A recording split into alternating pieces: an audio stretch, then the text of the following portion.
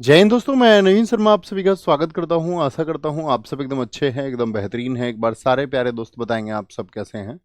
उम्मीद करेंगे बहुत अच्छे होंगे, बहुत शानदार होंगे, ज़बरदस्त होंगे, बहुत अच्छे से पढ़ रहे होंगे। एग्ज़ाम डेट आ गई होगी, लेकिन एक आप बहादुर साथी की तरह, एक अच्छे छात्र की तरह जो आपने परिश्रम किया है, उसको प्रूव करने का एक मौका आ चुका है। तो उतने ही साहस से, उतनी ही पॉजिटिविटी के साथ में आप उसको टैकल करेंगे। तो सबके घर सब अच्छे होंगे। सबको सुबह की नमस्ते, पूरे परिवार को नमस्ते। आप जानते हैं मध्यकालीन इतिहास को हम पढ़ चुके थे, और लास्ट क्लास में हम क्या पढ़ रहे थे? लास्ट क्लास में हम पढ़ रहे थे आपका सिख संप्रदाय को। ठीक है। और इसके बाद में आज हम मराठा साम्राज्य और छत्रपति शिवाजी महाराज, ये तीनों टॉपिक आज हम पढ़ लेंगे। और कल हमारा एक टॉपिक शुरू होगा, भारत में विदेशी कंपनियों का आगमन। उम्मीद करेंगे मुश्किल से शायद 4 to 5 डेज में हम मॉडर्न को पढ़ लेंगे, और फिर 4 to 5 डेज में हम आपका जो हमारा एंशिएंट हिस्ट्री है उसको पढ़ लेंगे बहुत अच्छे से। बात क्लियर है? पढ़ने के लिए तैयार हैं? एक बार थम्स अप करिए। पढ़ने के लिए आप लोग तैयार हैं? एक बार थम्स अप करें। जी भैया, अच्छे से पढ़ेंगे। बहुत सारा प्यार। विनोद भाई, सपना, लेखराम, मीना, रितेश, पीयूष, मीनू, कुंतल, रोबिन यादव, बिट्टू यादव। अच्छा, प्रैक्टिस सेट का पता चल गया ना? टाइमिंग लिख के बताओ एक बार। RWSSC चैनल पर होगा, कितने बजे से होगा? लिखें फटाफट से। Very good. तो शुरू करते हैं आज की क्लास को। कल हमने आपको बताया था 10 सिख गुरु थे। गुरु गोविंद सिंह के बाद में जो जिम्मेदारी आई थी वो बंदा सिंह बहादुर पर आई थी। ठीक है, बंदा सिंह बहादुर पर। ओके। ऐसे ही आपका जो संघर्ष हुआ मुगलों और आपका सिखों के बीच में, एक युद्ध, चमकौर का युद्ध भी हुआ। बहुत शानदार एक युद्ध था। इसमें बहुत कम सिख लड़ाके थे। कहा जाता है लगभग 50 सिख लड़ाके थे और 10,000 मुगलों की सेना से ये भिड़ गए थे। ठीक है, जिसका नेतृत्व जस्सा सिंह ने किया था। इसके बाद में क्या हुआ? सिखों के 12 दल बने सिख संप्रदाय की रक्षा के लिए। 12 दल बने। और वो जो 12 दल बने उनको बोला जाता है मिशल। पूछा जाता है सिख संप्रदाय में जो दल बने उनको किस नाम से जाना जाता है? मिशल नाम से जाना जाता है। इन्हीं मिसलों में से, मिसलों का मतलब कुछ विभाग बन गए। ठीक है, दल बन गए आपका। और इसी मिसल में से एक मिसल थी सुकर चकिया, जिसके चीफ हुआ करते थे महार सिंह। महार सिंह, उन्हीं महार सिंह के बेटे हैं महाराजा रणजीत सिंह, जो आपका राजा रणजीत सिंह के नाम से भी जाने जाते हैं। एशिया में सबसे बड़ी फौज ईस्ट इंडिया कंपनी के बाद में उन्हीं के पास में थी, और उन्होंने सिख संप्रदाय को एक ताकत दी।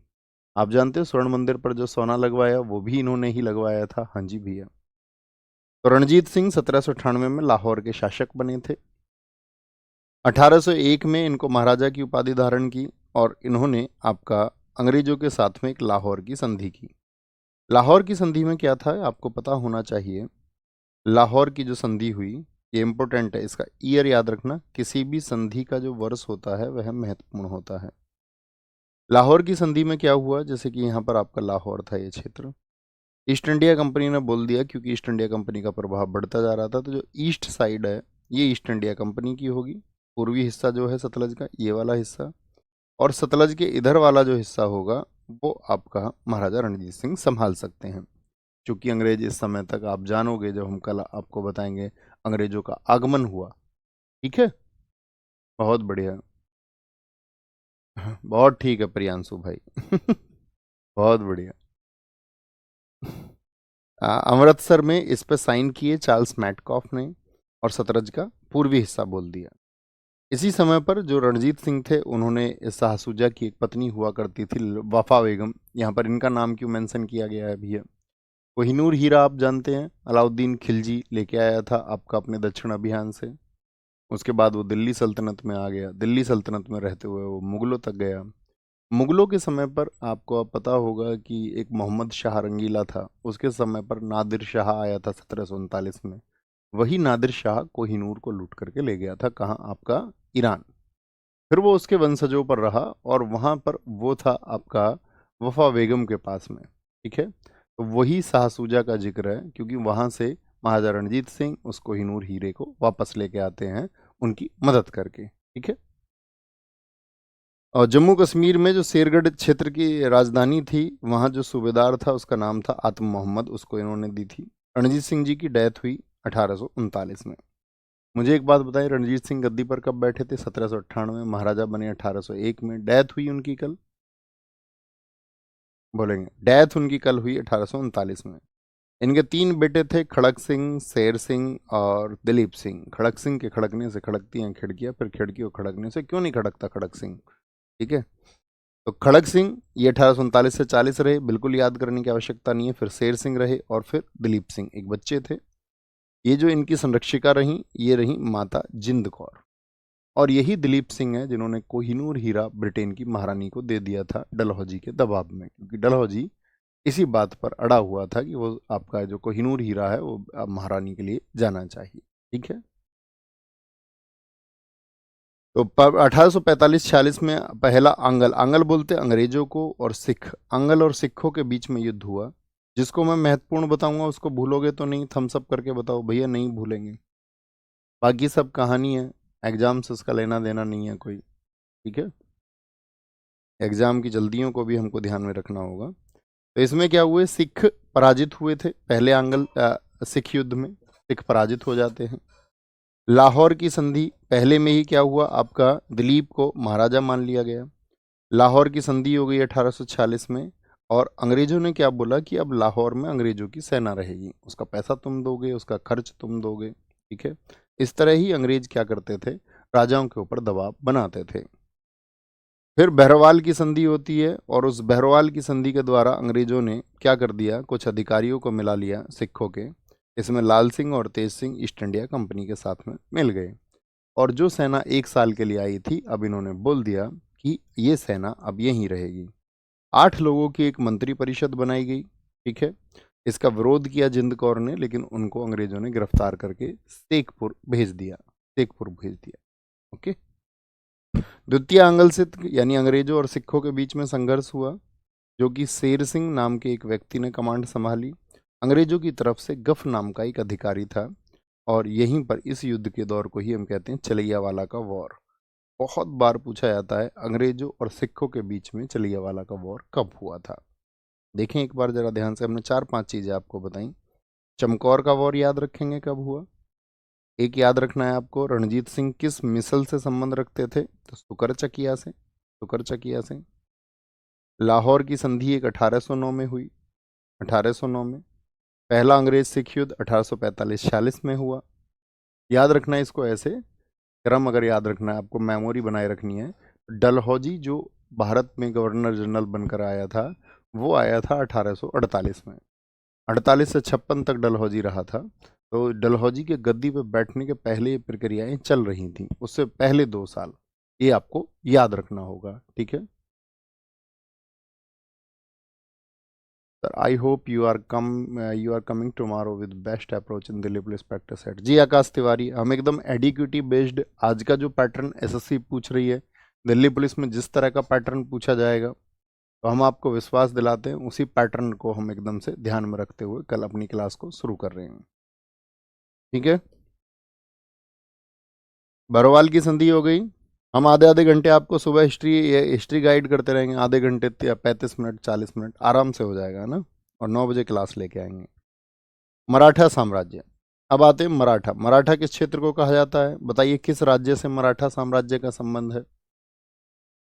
तो मराठा जो थे वो साथी आपका महाराष्ट्र क्षेत्र में थे, और चूंकि ये मराठी भाषा बोलते थे, तो इस क्षेत्र को हमेशा से मराठा कह करके पुकारा गया था। अब ये आपको याद है, मैंने आपको बताया था अलाउद्दीन खिलजी ने 1303 में चित्तौड़ पर आक्रमण किया था, और अलाउद्दीन खिलजी ने जब चित्तौड़ पर आक्रमण किया था, तो बहुत सारे राजाओं ने उसके सामने सरेंडर ना करके दक्षिण में अपने आप को स्थापित किया था, यानी खुद को दक्षिण में ले गए थे।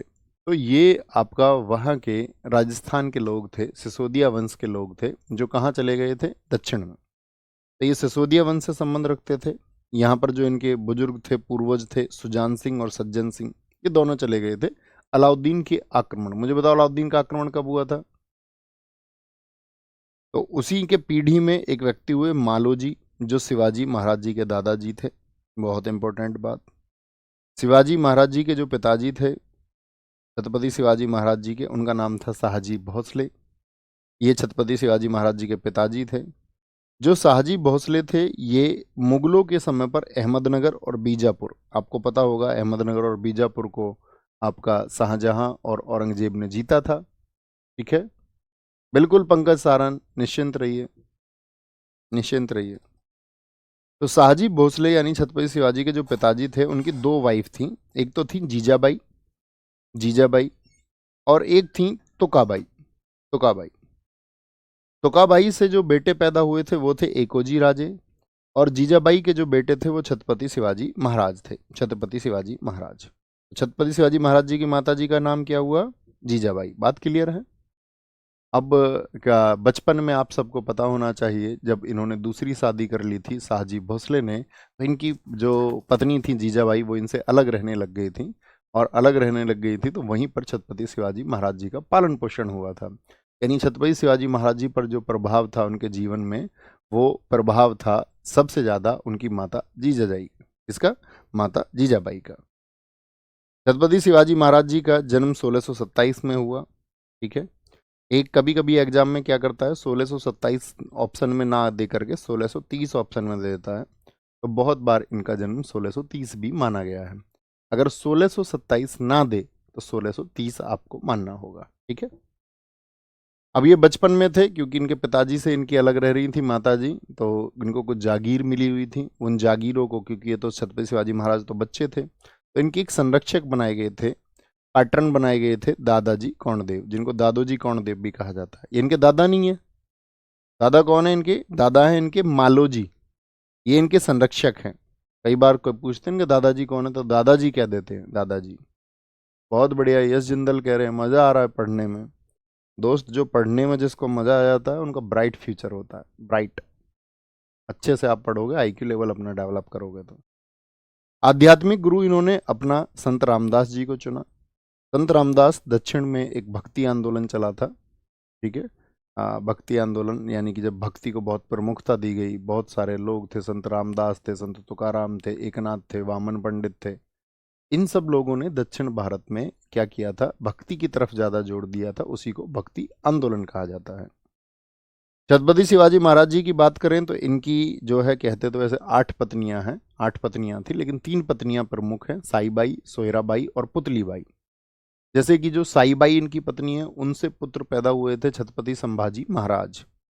अभी रिसेंट में मूवी भी आई थी इनके ऊपर, बताइए किस क्या नाम था मूवी का? उस मूवी के डायरेक्टर का नाम बताइए। आज का आपको मैं काम देता हूँ, संभाजी, संभाजी जो मूवी आई है उसके डायरेक्टर का नाम बताओ। ये आज आपके लिए क्वेश्चन है, करंट अफेयर्स में आप पढ़ते होंगे।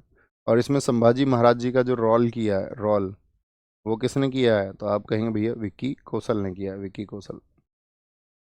बाकी किरदार भी देखना कौन कौन है। ठीक है, तो सोयराबाई, जो चीज़ें बहुत चर्चित रहती हैं रिसेंट में, उन मूवीज़ के डायरेक्टर, कभी कभी गानों के, गाना कौन सी मूवी से संबंधित है, उसका कौन सा सिंगर है, ये सब पूछ लेता है। ठीक है, सोयराबाई से पुत्र हुए थे इनके राजा राम, ये भी गद्दी पर बैठे थे बाद में, इसीलिए इनको मेंशन करना जरूरी है। छत्रपति शिवाजी महाराज जी का राज्याभिषेक 2 बार हुआ था, 1674 में रायगढ़ में।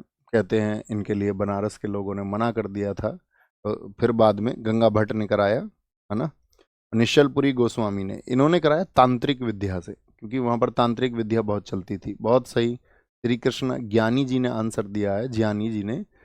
आपका छावा अभी आई थी मूवी भैया, छावा, छावा, छावा।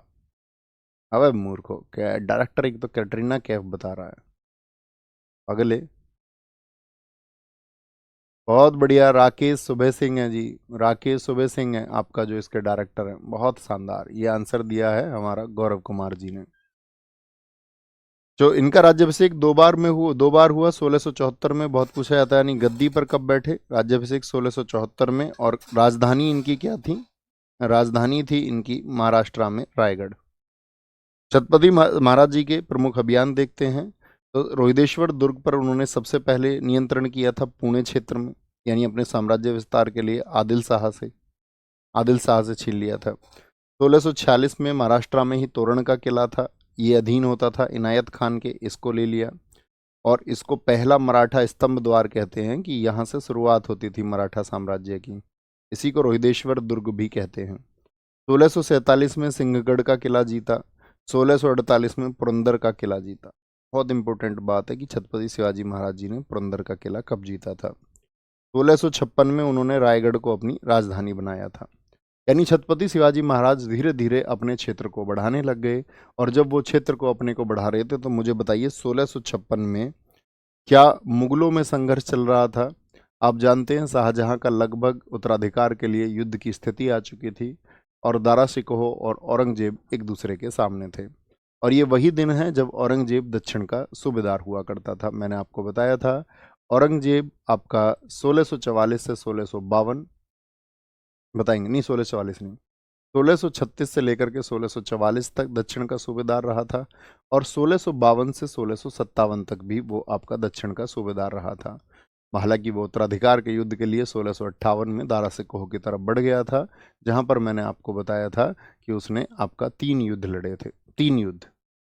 आप तीनों युद्धों के नाम हमें बता सकते हैं कि लास्ट के 2 मैं आपको बता देता हूँ, सामूगढ़ का युद्ध और आपका देवराई का युद्ध। आप मुझे बताइए पहला युद्ध जो हुआ था दारा सिकोह और औरंगजेब के बीच में उत्तराधिकार का, उस युद्ध का क्या नाम है बताइए। बहुत बढ़िया, बहुत बढ़िया।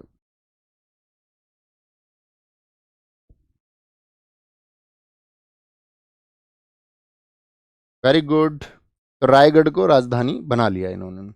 1659 में यहाँ इन्होंने प्रतापगढ़ किला जीता। तो मुगलों के लिए एक चिंता का विषय हो चुके थे छत्रपति शिवाजी महाराज जी की द्वई दक्षिण में कोई हमारे साम्राज्य को बोलेंगे आपका साम्राज्य को चुनौती दे रहा है। बहुत बढ़िया, very good, very good, very good. कई साथियों ने लिखा सूबे सिंह गलत आंसर है, अभी हमने बताया लक्ष्मण राय जी ने आंसर दिया। जो छावा मूवी है, छावा मूवी आई थी अभी, उसके जो डायरेक्टर हैं, कई साथियों ने उसी को कॉपी पेस्ट कर दिया। छावा मूवी के जो डायरेक्टर हैं वो हैं आपके लक्ष्मण उटेकर। लक्ष्मण उटेकर, उटेकर, ये एकदम सही आंसर है और बहुत सारे लोगों ने ये आंसर लिखा है। Very good. यहाँ पर आएंगे तो राजधानी बनाया। 1659 में प्रतापगढ़ का किला इन्होंने जीता और कृष्ण जी भास्कर को अफजल खान ने शिवाजी के पास दूत बना करके भेजा। अफजल खान, अफजल खान आपका एक कमांडर था मुगलों का ही, और इसने धोखे से छत्रपति शिवाजी महाराज जी को मारने की, पकड़ने की साजिश बनाई। इसने क्या बोला कि हम और तुम मिलेंगे और बिना किसी हथियारों के मिलेंगे। छत्रपति शिवाजी महाराज पहुंच गए, लेकिन इसने धोखे से छत्रपति शिवाजी महाराज जी के ऊपर वार किया, चाकू से हमला किया। तो छत्रपति शिवाजी महाराज अपना जैकेट पहन के गए थे और उनके नाखूनों में लगे हुए थे सिंह नख, यहाँ से निकाल के उन्होंने सिंह नख से उसकी ऐसे किडनी में तक मार कर दी। ठीक है, बहुत बढ़िया। धर्मट का युद्ध हुआ था भैया 1658। बहुत शानदार विश्वजीत कुमार। चलिए, कोई भी बच्चा यहाँ, कोई कोई बच्चा अपने नाम को सुनने के लिए लिख देता सर जी मुझको बहुत डर लग रहा। अब इससे बातें करो, भूत है कि पेपर है? अब घर वालों ने पढ़ाई क्यों थे? पेपर देने के लिए। तो तैयारी तुमने क्यों की? पेपर देने के लिए। हमने क्यों पढ़ाया? पेपर देने के लिए। इतने दिन से मेहनत कर रहे थे पेपर देने के लिए। ये तो वो वाली बात हुई, फसल काटी, गेहूं कटे, बाद में गेहूं से अनाज बनाया, खाना खाने की बारी आई तो खुश होना चाहिए था यार, इतनी मेहनत की है। और लास्ट में हम रो रहे हैं, अरे भैया अब खाना कैसे खाएंगे?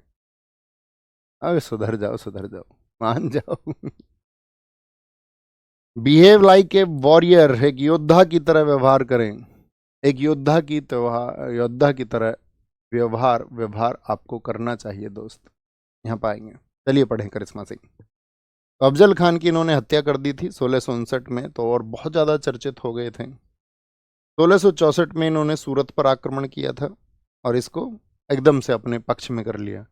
सूरत की जो है, जहांआरा के जो पैसे जाते थे ना सूरत से इकट्ठा होकर, वो जहांआरा के पास जाते थे। जहांआरा लेडी थी, औरंगजेब की जो बहन है, बहुत अच्छी चलती थी, जिसने शाहजहां के अंतिम दिनों में उसकी सेवा की थी। ठीक है, वही शाह बेगम थी। अब और ज़्यादा चैलेंज बन गई है मुगलों के लिए। औरंगजेब ने शाइस्ता खां को दक्षिण का सूबेदार बनाकर भेजा और बाद में नाराज होकर के बंगाल का सूबेदार बनाया। क्यों जी? अब ये शाइस्ता खां औरंगजेब का कौन लगता था? मामा। मामा को भेजा, मामा, मामा जाके इसको पीटो। बहुत ज़्यादा शैतानी कर रहे हैं ये। अब मामा ने सोचा चलो हम भी जाते हैं। मामा ने अपना कैंप लगाया हुआ था कि भाई कल हम छत्रपति शिवाजी महाराज जी पर अटैक करेंगे। छत्रपति शिवाजी महाराज जी आ गए इनके पास में, बोले तुम क्या हमारे ऊपर अटैक करोगे, हम ही आ जाते हैं मामा। मामा के ऊपर जो तलवार चली है उसके कहते हैं आगे से उंगलियां कट गईं, कान कट गया एकदम से हुए आक्रमण में। मामा ने जैसे तैसे जान बचाई। तो औरंगजेब ने कहा मामा तुम भी ऐसे ही निकले, बेकार आदमी, तुम्हारा कोई काम नहीं है दक्षिण में। तो बाद में इसको कहा नाराज इसलिए हो गया, बंगाल का सूबेदार बनाया। 1665 में पुरंदर की संधि हुई और छत्रपति शिवाजी महाराज जी को इन लोगों ने मिर्जा जयसिंह के द्वारा घेर लिया। आपका छत्रपति शिवाजी महाराज जी आगरा दरबार में पहुंचे। वहां पर बहुत सारी चीज़ें तय हुई। 5 लाख हूण, हूण एक करेंसी थी जो चलती थी उस समय, ये हर साल देने होंगे। अब तक जो 35 किले इन्होंने जीते थे उसमें से 23 किले ले लिए गए। और साथ में संभाजी महाराज जी को इन्होंने सम्मान देकर मुगलों ने 5,000 का मनसब बनाया और ये कहा कि ये यहीं पर रहेंगे। ठीक है, ये यहीं पर रहेंगे। और क्या बोलेंगे, आपका बीजापुर के खिलाफ कभी भी, बीजापुर क्योंकि मराठा साम्राज्य का पड़ोसी था तो वहां संघर्ष होता रहता था मुगलों का। तो मुगलों ने कहा कि कभी भी हमारा बीजापुर से संघर्ष होगा तो हम जब उसके खिलाफ युद्ध करेंगे तो आपको संघर्ष करना होगा। और साथ में एक शर्त और जोड़ी गई कि कोंकण और बालाघाट क्षेत्र से 4 लाख और 5 लाख के जो हूण की कमाई होती है, छत्रपति शिवाजी महाराज जी ने कहा कि वह तुम मुझे देते रहना। 1670 में छत्रपति शिवाजी महाराज जी ने सिंहगढ़ के किले को जीता और फिर से सूरत को। तो सूरत एक बार तो कब, 1664 में, और फिर 1670 में सिंहगढ़ किले को जीता। इसका पुराना नाम था आपका कोंढाना। कोंढाना अब एक मूवी आई थी बॉलीवुड की तानाजी, आपने देखी हो, बोलेंगे भाई दीपक पाल, ठीक है। तानाजी मालसुरे और इनके भाई सूर्याजी मालसुरे ये छत्रपति शिवाजी महाराज जी के खास कमांडर थे, अच्छे सेनापति थे। ठीक है, एक देखो अभी सो के आया है चीकू बॉस, कह रहा सर प्रैक्टिस सेट कब से होंगे। प्रैक्टिस सेट होंगे जब देश की आज़ादी को 100 साल हो चुके होंगे, लाल किले पर हम और आप प्रैक्टिस सेट कर रहे होंगे। अबे घनचक्कर कहाँ था अब तक। यहाँ बताओ 1674 में मेरे भाई राज्याभिषेक हुआ इनका। अब इन्होंने सभी हिंदू सरदारों को बुलाया और साथ में इन्होंने कहा कि भाई हम एक आपका ऐसे राज्य की स्थापना करेंगे जहां सबको समानता का भाव मिले। ठीक है, और खुद को हैंदव यानी हिंदुओं का सरदार और छत्रपति घोषित किया। लगभग 50,000 ब्राह्मण कहते हैं उस समय पर आपका, सॉरी ब्राह्मण बोल रहा हूँ, लगभग 50,000 हिंदू वहां पर पहुंचे। 50,000 हिंदू लोग वहां पर पहुंचे थे, यानी कि सर्व जातियों के लोग वहां पर पहुंचे। सीधियों पर नियंत्रण के लिए इन्होंने जल सेना बनाई थी क्योंकि सीधी जो है एक जनजाति थी जो वहां पर आपका अटैक करती रहती थी। सीधियों का जो नेता था वो था फतेह खान सीधी। इसके खिलाफ मुंबई में अंग्रेजों द्वारा मदद की गई थी। ठीक है, यानी छत्रपति शिवाजी महाराज जी के पास भी नौसेना थी। शिवाजी को फादर ऑफ इंडियन नेवी कहा जाता है, जिसको लीड करते थे दरिया सारंग। छत्रपति शिवाजी महाराज चूंकि महाराष्ट्र के लिए लड़ाई लड़ रहे थे तो वो 2 टैक्स भी लेते थे जनता से। एक तो जो आप कमाएं उसका 1/4, यानी कि हम आपके साम्राज्य की रक्षा करेंगे, नहीं तो कल को क्या होगा, मुगल आएंगे लूटेंगे तुमको, तुम्हारी फसलें बर्बाद करेंगे, हम उनको रोकेंगे। तो एक तो आप हमें 1/4 टैक्स दीजिए, और एक अलग से सरदेशमुखी 1/10 वो लेते थे, बहुत पूछा जाता है। 2 टैक्स है उनके सामने, चौथ मतलब चौथाई, देशमुखी को 10 से याद रखिए, 1/10। ठीक है, अगर मैं नायक 2.0 नहीं कर पाया था, 1 दिसंबर वाले प्रैक्टिस सेट से हो जाएगा अच्छा स्कोर, जरूर होगा दोस्त। लेकिन ऐसे नहीं, बेसिक पढ़ रखा है ना। अच्छा, ऐसे कौन है जिनको ये लगता है कि भैया हम दिल्ली अब तक देते थे और हमारे दिल्ली पुलिस में 20 से 30 के बीच में मार्क्स आते रहे हैं, कभी भी हमने मॉक दिया, इससे ज़्यादा भी आ गए कभी कभी, लेकिन औसतन स्कोर हमारा ये रहा, यानी 50% आप जानते हैं, तब स्कोर इम्प्रूव होगा। लेकिन आप कहोगे मेरे तो जी अभी 4-5 नंबर ही आते हैं, मेरे तो 10 नंबर ही आते हैं, तो अभी आपको थोड़ा समय खुद को देने की ज़रूरत है। ठीक है, आप अभी तैयारी करते रहेंगे, सिलेक्शन जरूर होता है, कभी हार मत मानना, अगर आप मेहनत करेंगे तो जरूर मिलेगा। ठीक है, छत्रपति शिवाजी महाराज जी ने अपने लिए एक कमेटी बनाई थी, एक मंत्रिमंडल बनाया था, जैसे कि आज होता है।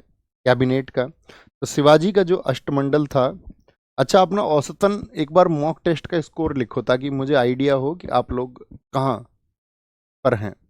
यानी कि आपके कभी 35 नंबर भी आए होंगे, कभी 20 नंबर भी आए, औसतन इसके आसपास आपके रहते हैं। जैसे एक सेटिस्फाइंग स्कोर होता है कि भैया हाँ 30 तक मेरे हो जाते हैं, भैया 28 तक मेरे हो जाते हैं, 25 तक मेरे हो जाते हैं, नहीं भैया 30 प्लस पहुंच जाता हूँ, 25 प्लस पहुंच जाता हूँ, भैया 20 से 30 के बीच में ही रह जाता हूँ। इस तरह से आपको क्या लगता है आपका स्कोर क्या आता है? उससे मुझे आइडिया हो जाएगा कि आप सब लोग कहाँ एग्जिस्ट कर रहे हैं। ठीक है। छत्रपति शिवाजी महाराज जी का जो अष्टमंडल है उसमें साथी एक है व्यक्ति पेशवा, सबसे प्रमुख पद हुआ करता था पेशवा। सेनापति जो होते थे उनको बोलते थे सरे नौबत। अष्टमंडल जरूर पढ़ना, अष्टमंडल से क्वेश्चन आता है, पूरे से आठों को पढ़ना। ममुआदार जो होता था वो इनकम और एक्सपेंडिचर को देखता था कि भाई पैसे कहाँ से आ रहे हैं, कहाँ खर्च हो रहे हैं। ठीक है। वाक्यान्वीस ये आपका इंटेलिजेंस डिपार्टमेंट को देखता था। सुरूनवीस जो पड़ोसी राज्यों को ये आपका पत्र लिखते थे, तो वो होता था आपका पत्राचार। दबीर होता था सुमंत। सुमंत ये विदेश मंत्री होता था, जैसे कि आज भी होता है। सदर यानी कि दान और धार्मिक विभाग को देखता था आपका धार्मिक न्यायाधीश, आपका सुनाने के लिए था। अष्टप्रधान का खात्मा बाद में संभाजी महाराज जी ने कर दिया था, अष्टप्रधान का खात्मा। बहुत सारे बच्चों ने स्कोर लिखा जिसमें ज़्यादातर लोगों का स्कोर जो है वो 25 से 35 के बीच में मुझे दिखा, 25 से 35 के बीच में। हालांकि इससे ज़्यादा भी कुछ लोगों का है, कुछ लोग कह रहे हैं सर 40 तक पहुंच जाते हैं, लेकिन ज़्यादातर जो स्कोर है वो 25 से 35 के बीच का है। यानी आपके बेसिक्स सबके सही हैं, तो फिर आपका स्कोर जरूर इम्प्रूव होगा। ठीक है। ध्यान से प्रैक्टिस करनी है बस, मतलब प्रैक्टिस सेट में से अक्षर मत छोड़ देना एक भी। जो बोल दूं मुंह से बोल दूं या लिख के बता दूं, वो आपको पता होना चाहिए एग्जाम में जाते टाइम। डन। छत्रपति शिवाजी महाराज जी के बाद में जो उत्तराधिकारी हुए वो गद्दी पर बैठे आपका दूसरे छत्रपति। तो 1680 में क्या हो गया था, आपका छत्रपति शिवाजी महाराज जी एक्सपायर हो गए थे, तो उनके बेटे संभाजी महाराज जो कि साईबाई के बेटे थे वो गद्दी पर आए थे, ये दूसरे छत्रपति हुए। लेकिन इनके समय पर मैंने बताया था एक औरंगजेब का बेटा था अकबर, जो भाग करके पहुंच गया था महाराष्ट्र अपने पिता से विरोध करके। आप कहोगे हाँ जी। तो इन्होंने अकबर द्वितीय को शरण दी थी, और ये जो अकबर द्वितीय थे ये गनोजी सिरके से मिले थे। और ये गनोजी सिरके आपको पता है कौन है? ये वही व्यक्ति हैं जिनके लिए कहा जाता है कि इनकी वजह से आपका मराठाओं ने हार का सामना करना पड़ा था। यानी कि आपका संभाजी महाराज जी पर जो योजना थी मुगलों की उनको घेरने की, उसमें वो सफल हो गए थे। इसके सलाहकार थे कवि कलश। अभी आपने देखा होगा कविताएं छावा मूवी में, हम नमक है महाराज, जहां जितना जरूरत हो उतना इस्तेमाल कर लेना। इन्होंने कवि कलश की रचनाएं हैं बुद्धभूषण और नगसिक की रचना संभाजी महाराज जी ने की थी। किसकी वजह से? कवि कलश के साथ बैठ करके इन्होंने इनको लिखा। तो भैया कवि कलश के साथ में छत्रपति शिवाजी महाराज जी के बेटे संभाजी महाराज जी का नाम आया, तो संभाजी महाराज जी को चुनना है। बहुत विद्वान व्यक्ति कहा जाता है उनको। उन्होंने औरंगाबाद का किला लूटा और हुसैन अली को हराया था, हुसैन अली को। 1689 में छत्रपति संभाजी महाराज जी को संगमेश्वर के किले में कैद कर लिया गया, और ये धोखेबाज यहाँ पर साबित हुए थे आपका गनोजी सिरके। बहुत सारे लोग इस पे आपका अपोज करते हैं, वो कहते हैं कि नहीं उन्होंने धोखेबाजी नहीं की थी। जैसे कि अभी लक्ष्मण उटेरकर पर भी उन्होंने आपका एक मानहानि का केस कर दिया, और उन्होंने कहा कि ये गलत साक्ष्य दिखाए गए हैं। कहने का मतलब आपको रख लो कि इतिहास बताता है कि गनोजी सिरके कहीं ना कहीं शामिल थे, तो हम उस वर्ड का इस्तेमाल नहीं कर सकते हैं। 1689 में हत्या औरंगजेब ने करवा दी थी संभाजी महाराज जी की। आपने देखा है कितना क्रूर तरीके से उन्होंने इस काम को अंजाम दिया था। संभाजी महाराज जी के बेटे थे साहू जी, इनको भी औरंगजेब ने कैद कर लिया था। तो तीसरे छत्रपति हुए राजा राम। राजा राम किनके बेटे हैं बताइए? हमने आपको बताया छत्रपति शिवाजी महाराज जी की एक पत्नी थी साईबाई, साईबाई के बेटे थे आपका संभाजी महाराज। एक उनकी पत्नी थी सोयराबाई, जिनके बेटे थे राजा राम। तो आपका छत्रपति संभाजी महाराज जी के बाद में उनके बेटे साहू जी महाराज गद्दी पर बैठते, लेकिन उनको मुगलों ने अपने यहाँ कैद करके रखा था बच्चे को। तो अब कौन बैठेंगे? उनके दूसरे बेटे अर्थात राजा राम। राजा राम, ठीक है। तो छत्रपति शिवाजी महाराज जी के बेटे हैं राजा राम। इनकी माता सोयराबाई हैं, पत्नी इनकी ताराबाई थी। इनके पुत्र का नाम था शिवाजी द्वितीय। राजधानी इनकी थी सतारा। ये इंपॉर्टेंट है कि जो छत्रपति हुए तीसरे राजा राम, उन्होंने राजधानी कहाँ बनाई थी? सतारा। सतारा से पहले कहाँ थी राजधानी? वो थी रायगढ़ में, 1656 में बनी थी। अष्टप्रधान का इन्होंने विस्तार किया और उस अष्टप्रधान में 2 पद और जोड़े थे, पंत प्रतिनिधि और हुकूमत पंत। पंत प्रतिनिधि, दक्षिण में आप इस नाम को सुनेंगे। इनके बाद में इनकी डेथ हो गई। 1689 से 1700 तक ही रहे, ठीक है। तीसरे छत्रपति कौन हुए थे? बात याद रखनी नहीं है, राजा राम हुए। इनके बाद में चौथे छत्रपति जो हुए वो हुए शिवाजी द्वितीय, इनके बेटे, 1707 में। तो ये 4 वर्ष की आयु थी और इनकी माता जो थी ताराबाई, इनकी संरक्षिका बन के काम कर रही थी। 1707 में ही आपको पता है औरंगजेब का शासनकाल कब से कब तक रहा था? 1658 से 1707, 49 वर्षों का। यानी औरंगजेब की जब डेथ हुई थी तो दक्षिण में मराठा साम्राज्य को ताराबाई संभाल रही थी, ताराबाई। 1707 में औरंगजेब की मृत्यु के समय मराठा साम्राज्य ताराबाई के अधीन था। अच्छा, अब मुझे बताओ औरंगजेब के बाद गद्दी पर कौन बैठा था? फटाफट से। तो 5वें जो छत्रपति हुए वो हुए साहूजी महाराज। अब ये कहेंगे भैया ये तो कैद में थे साहूजी महाराज, ये संभाजी महाराज जी के बेटे हैं, ये कहाँ से आ गया? ये कहाँ से आ गए? तो आप कहेंगे साहूजी महाराज जी को ये मुगलों की कैद में थे और जो गद्दी पर बैठा था आपका 1707 से 1712 तक, वो था आपका बहादुर शाह प्रथम, यानी कि आपका मुअज्जम। उसने क्या सोचा कि यार दक्षिण से हम क्यों संघर्ष करें, हम यहाँ से एक काम करते हैं। आपका उधर गद्दी कौन संभाल रहे हैं? शिवाजी द्वितीय, यानी कि छत्रपति शिवाजी महाराज जी की जो पत्नी थी आपका सोयराबाई, वो परिवार अभी संभाल रहा है। साईबाई का जो परिवार है संभाजी महाराज, उनके बेटे जो है वो कैद कर लिए गए। तो ये जाकर के अगर यहाँ से हम इनको कैद से मुक्त कर देंगे तो ये जाकर के अपना अधिकार मांगेंगे मराठा साम्राज्य। भाई मांगेंगे या नहीं मांगेंगे, बनता भी है, इनके पिता की गद्दी थी। तो इन्होंने सोचा कि वहां जाकर के ये संघर्ष करवा देते हैं और हमको जो संघर्ष करना पड़ रहा है मुगलों को मराठों से, उस संघर्ष से हम बच जाएंगे और ये लोग आपस में संघर्ष करेंगे और कमजोर होंगे, कमजोर होंगे। ऊपर दिखाओ क्या लिख रहे थे, लिखा उन्होंने, अभी छूट गया।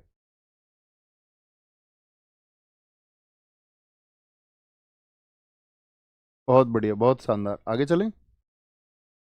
तो 1707 में उत्तराधिकार का युद्ध हुआ और उत्तराधिकार के इस युद्ध में क्या बोलेंगे कि किसमें साहू जी जाकर के अपना अधिकार मांगेंगे, उधर ताराबाई संरक्षिका हैं। तो इसमें क्या होता है आपका साहू जी जीत जाते हैं, ठीक है। 1749 में बाद में आपका क्या हुआ था, साहू जी महाराज रहे और उनके बाद में आपका रामराज बन गए थे जो ताराबाई के पोते थे। अब मैंने आपको बताया था छत्रपति शिवाजी महाराज जी ने एक अष्टप्रधान बनाई जिसमें प्रधानमंत्री कौन होता था? प्रधानमंत्री, हाँ ठीक है विशाल कुमार, कोई दिक्कत नहीं है, कोई इशू नहीं है, सब जगह लगभग एक जैसा ही है। आप जो कर रहे हैं वो ठीक है, बहुत बढ़िया।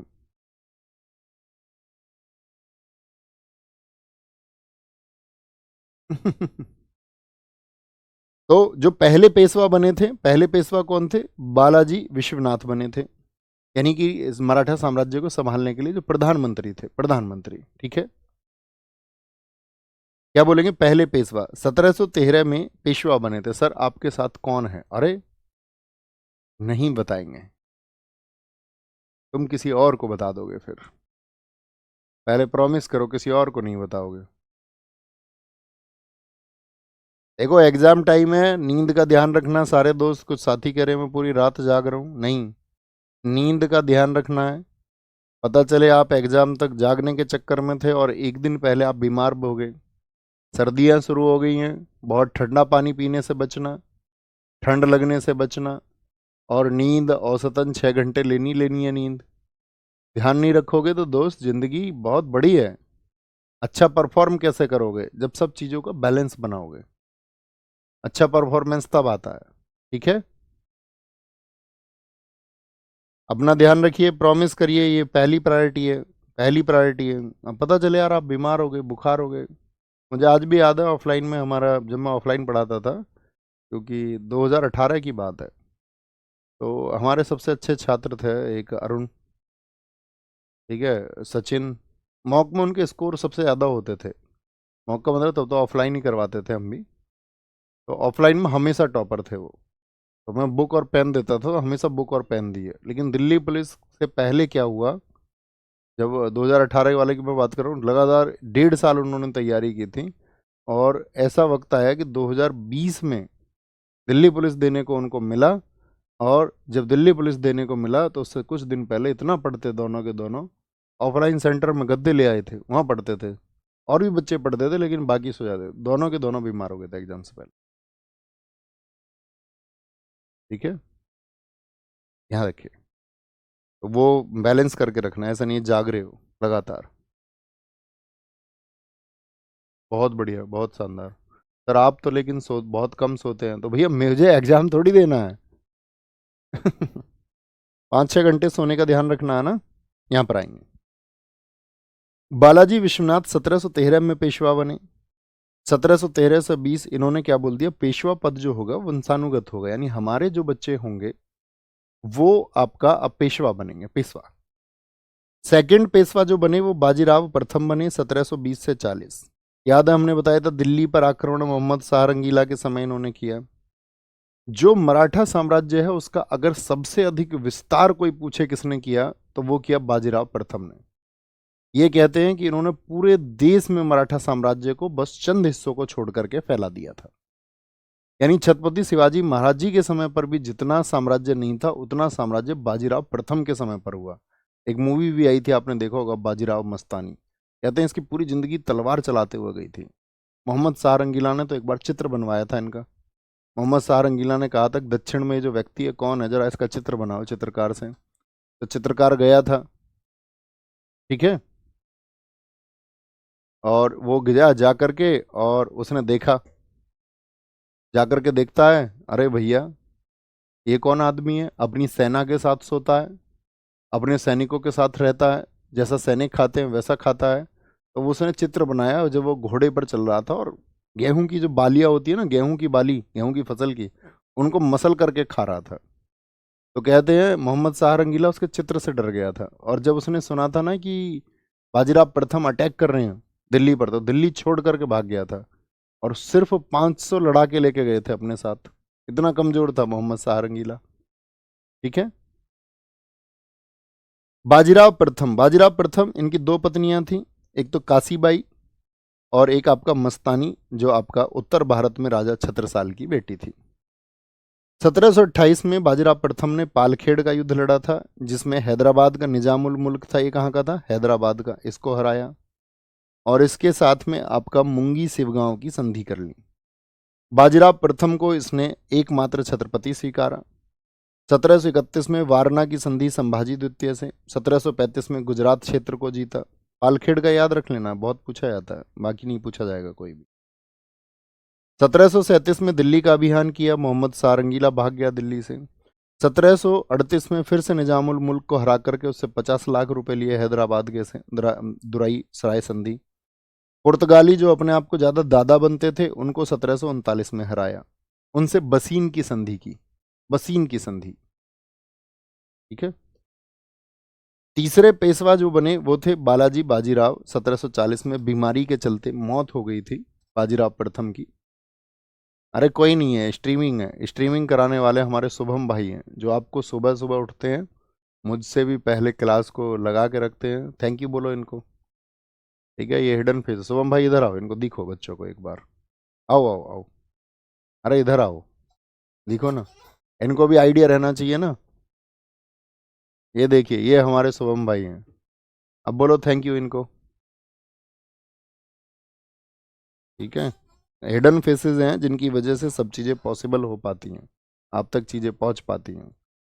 और आप समझ जाना, अपनी जो क्लासेज होती हैं उनमें शुभम भाई होते हैं, एक दो लोग और हैं, है ना, ज़्यादातर यही होते हैं।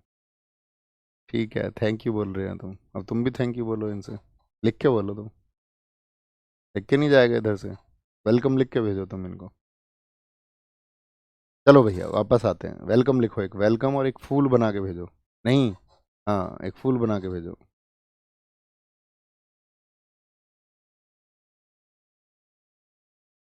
फूल नहीं बनता इसमें, अच्छा ऐसे ही जाएगा, चलो ठीक है। आओ भैया आओ, वापस आएंगे। तीसरे पेशवा बालाजी बाजीराव 1740 से 61 हुए, जिनके बेटे थे, आपका पुत्र थे विश्वास राव। ठीक है, विश्वास राव, और इनके चचेरे भाई थे सदाशिव राव भाव। और इनके जो भाई थे, याद रख लेना, बालाजी जो बाजीराव है उनके बेटे कौन है, विश्वास राव। विश्वास राव के जो चचेरे भाई हैं वो है सदाशिव राव भाव। और बालाजी बाजीराव के जो भाई थे, इनके भाई, वो थे आपका रघुनाथ राव। रघुनाथ राव को कहा जाता है कि वो एक अच्छे कमांडर थे मराठाओं के। अगर वो, आपका ये भी कहा जाता है पानीपत का तीसरा युद्ध जो हुआ था, उसमें अगर कमांडर रघुनाथ राव होते तो मराठा उस युद्ध को जीत जाते। लेकिन मराठाओं ने ये सोचते हुए कि हम कोई युद्ध अभी नहीं हार रहे हैं, तो एक्सपीरियंस के लिए भेज दिया था विश्वास राव और सदाशिव राव भाव को। इनकी उम्र थी 20 साल और 30 साल।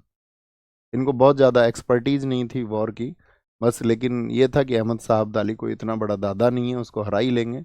लेकिन चीज़ें एकदम विपरीत हुई थी, एकदम विपरीत। तो पानीपत का जो तीसरा युद्ध हुआ था वो हुआ था आपका 14 जनवरी 1761 को। आप मुझे पानीपत पहला और पानीपत दूसरे का वर्ष एक बार लिख के बताइए सारे लोग। ठीक है, तो इधर से मराठा चले, उधर से आपका ये पानीपत हरियाणा में युद्ध हुआ। तो मराठे कहाँ लड़ने गए थे? आज भी जो दक्षिण भारत के लोग हैं उत्तर भारत के लोगों को कोसते हैं, वो ये कहते हैं कि हम दक्षिण से लड़ने आए थे उत्तर में, और इन उत्तर भारत वालों ने फ़ोन स्विच ऑफ कर लिया था अपना, उठाया नहीं हमारा फ़ोन लास्ट टाइम पे आके। जब हम पहले तो कहते थे भैया कोई बात हो तो फ़ोन करके बता देना, आ जाएंगे हम 10-20 लड़के, और जब बारी आई तो फ़ोन स्विच ऑफ कर लिया। मतलब वो ये कहते हैं कि, कहने का मतलब समझो कि उत्तर भारत के लोगों ने उतना, हम दक्षिण से आकर के हैं अहमद साहब अब्दाली से लड़े, उत्तर के लोग, ये उत्तर की जो क्षत्रिय जातियां थी ये कहाँ गई थी, तब कहाँ सो गई थी। तो आज तक भी वो आपका प्रश्न चिन्ह लगाते हैं। लेकिन जब ये लोग यहाँ पर कहते हैं कि मराठाओं के जो इस समय बच्चे थे, ये कमांडर सदाशिव राव भाव और विश्वास राव, तो इनको सूरजमल जी ने कहा था कि हम तुम्हारे साथ चलेंगे। तो कहते हैं कि इस समय पर मराठा सेना के अंदर इतना आपका घमंड आ चुका था कि उन्होंने ये कह दिया था कि तुम भी अहमद साहब अब्दाली के साथ मिल जाओ तो हमें कोई दिक्कत नहीं है। वही सूरजमल थे जिन्होंने घायल सेना जब वापस लौट रही थी तो उसका बहुत ख्याल रखा था। ठीक है, ये आपका ये मथुरा बेल्ट में जो जाट लैंड है, यहाँ के शासक हुआ करते थे सूरजमल, जिनको जाटों का प्लेटो कहा जाता है। अब आप एक बात समझिए, बात समझने की ये है कि इस युद्ध में क्या हुआ, सेना तो 1 लाख गई मराठों की तरफ से, लेकिन और जनता साथ लग ली, 5 लाख लोग साथ लग लिए, कह रहे उत्तर भारत के मंदिर देख आएंगे। मतलब युद्ध को युद्ध की तरह नहीं ले रहे थे ये लोग, सोच रहे थे आराम से हरा देंगे, देख के आएंगे।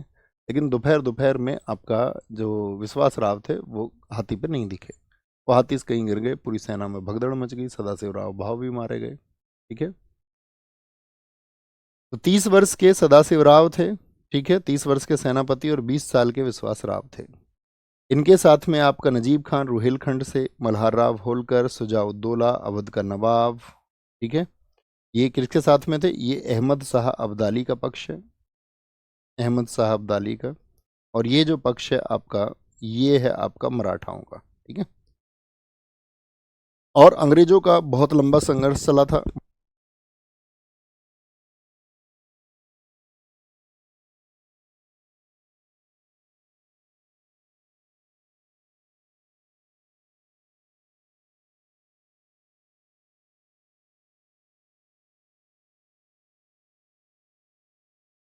अहमद साहब अब्दाली के साथ में फिर अंग्रेज आए थे, कल हम जानेंगे इस बात को, अंग्रेज कब कब आए, किन किन स्थितियों में उन्होंने अपना एक्सपेंशन यानी साम्राज्य विस्तार कैसे किया था। तो 3 आंग्ल मराठा युद्ध हुए हैं। अंग्रेजों और मराठाओं के बीच में कितने युद्ध हुए, 3। ये जो रघुनाथ राव है, इसने 1775 में ईस्ट इंडिया कंपनी के साथ सूरत की संधि कर ली कि यदि मुझको तुम, भाई रघुनाथ राव जो है वो कौन थे, भाई थे उनके, मैंने अभी बताया, अच्छे से कमांडर भी थे। लेकिन जब इनको लगा कि नहीं, इनको उत्तराधिकार में नहीं पूछा जा रहा है, तो ये अंग्रेजों के साथ में एक मुलाकात कर लेते हैं। तो अंग्रेजों ने क्या किया, 1775 में इनको बोल दिया सूरत की संधि के लिए। सूरत की संधि कब हुई, 1775, याद रखना इसको, इंपॉर्टेंट है। ये युद्ध चलता है 1775 से 1782। इसमें अंग्रेज हार जाते हैं, मराठे जीतते हैं। 1782 में सलबाई की संधि हुई, और मराठाओं की तरफ से जो नेतृत्व किया था, मराठाओं की तरफ से इस युद्ध में जो भाग लिया था, महादजी राव सिंधिया और मल्हार राव होलकर ने। और अंग्रेजों ने एक वादा किया था यहाँ पर कि भाई, हाँ, अंग्रेजों से लिखवाया गया कि अगले 20 वर्ष तक ये कोई युद्ध नहीं करेंगे, अगले 20 वर्ष तक। अंग्रेजों की हार हो चुकी थी। अंग्रेजों ने कहा ठीक है, हम मराठाओं की तरफ आंख उठा करके नहीं देखेंगे। लेकिन होता क्या है कि कहते हैं कि मराठा शासन के पीछे एक शक्ति थी, नाना फडणवीस, जो सभी मराठा परिवारों को जोड़ कर रखते थे। सिंधिया, भोसले, होलकर, इन सब के अंदर अगर एकीकरण का कारण थे वो थे नाना फडणवीस। लेकिन सन 1800 में क्या हुआ, नाना फडणवीस की डेथ हो जाती है। कहते हैं इनकी डेथ के बाद में मराठा साम्राज्य में जो एकजुटता थी वो नहीं रही। कोई ना कोई होता है ना जो परिवार को बांधे रखता है। मराठे इसके बाद में बट गए। जो पुणे क्षेत्र के लोग थे वो पेशवा हो गए। इंदौर में जो थे होलकर, आज भी आप देखोगे। नागपुर में क्षेत्र में जो थे वो भोसले अलग हो गए। बड़ौदा के गायकवाड़ एकदम अलग हो गए। ये सब मराठा साम्राज्य था। ग्वालियर के सिंधिया एकदम से अलग हो गए। और होता क्या है कि होलकरों ने बाजीराव द्वितीय को हटाकर इनकी जगह विनायक राव को गद्दी पर बिठाया। तो यहाँ पर अंग्रेजों को मौका मिलता है और अंग्रेज देखते हैं मराठा विघटन हो रहा है, तो दूसरा आंग्ल मराठा युद्ध हुआ। मोस्ट इंपोर्टेंट, पहला कब से कब तक चला? फर्स्ट चला है 1775 से 1782।